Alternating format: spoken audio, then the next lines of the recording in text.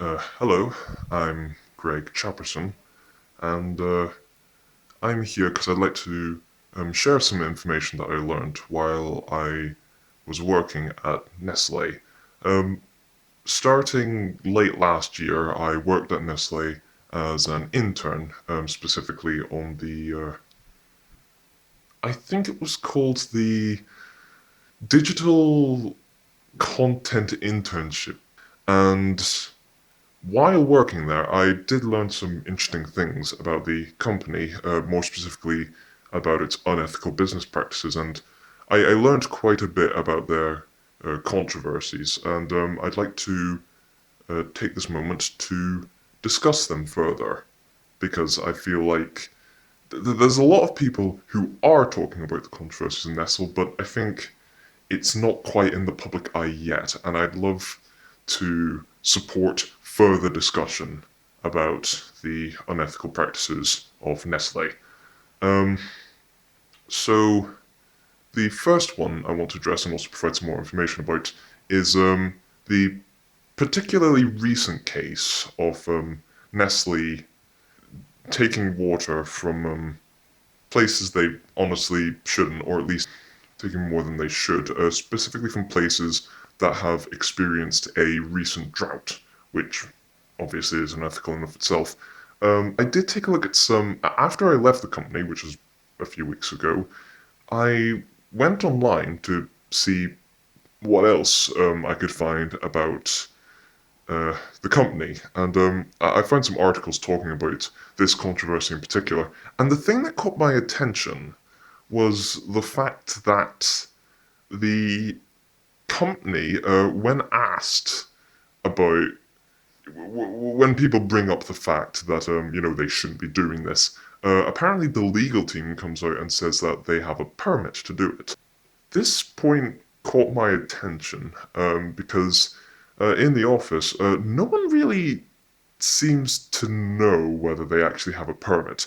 There was a huge rumor going around between co-workers and whatnot that the company doesn't actually have a permit and is just using saying they have a permit as an excuse to basically take whatever they want, which makes sense, really, considering Nestle's history. Um, but the thing that I find rather interesting is that some co-workers, I actually tried this myself during my time at the company, try to get in contact with the legal department and ask them about the permit and, whether it was an actual thing. And no one in the legal team responded, which is very curious. Either they either they don't know whether they have a permit, or like the rumor entails, they don't. That they're using they're mentioning the permit as an excuse to get what they want. I can't confirm that, but it seems very believable to me. The second controversy that I can comment on is the particularly infamous baby formula controversy, and I will admit, I was kind of surprised how long that's been going on for, because I talked to some co-workers who have been working at the company for the past several years, and well, they're well aware about the controversy. But then when I started researching more into it over the past week, I was surprised how long it's been going on for, and it's kind of shocking in my opinion. But the thing I want to bring to attention is that there have been quite a few attempts in the office over the past decade or so to try and bring a stop to this. It seems like there's a lot of employees who have grown sick of the controversy, and frankly, I don't blame them. Um, every time they want to complain about it, they're told to talk to the sales and marketing team about it. Um, the problem, though, is that when people try asking the sales and marketing team to, either stop selling the product, reduce the product, or just sort of tell them why they're continuing to do it, they're usually presented with no response. But one co-worker of mine actually received a response from the sales and marketing team. He had to be a bit aggressive to get it, but basically they said that they weren't really going to do anything about it. They would keep selling the product and they wouldn't reduce their advertising methods, or at least make them less effective. This response was brought to the higher ups, and apparently they don't have a problem with it, which says a lot about the company's priorities, I'd say. And those are the only real controversies I received any further information about.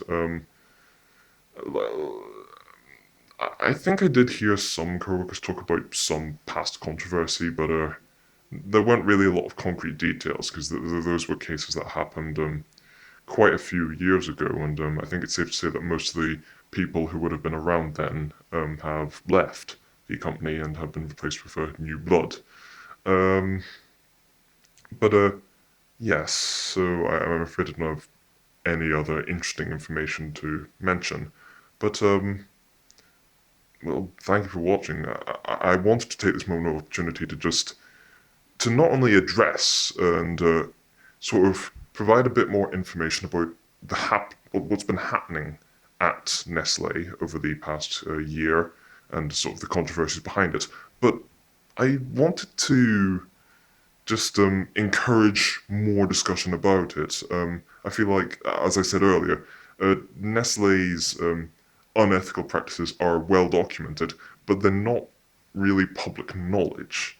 So I feel like by starting more of a discussion about what they're doing, we could perhaps make the public more aware about what they're doing, which I think is really important because there's a lot of companies that the public is well aware that they're evil, and so I'm kind of disappointed that Nestle is not one of them.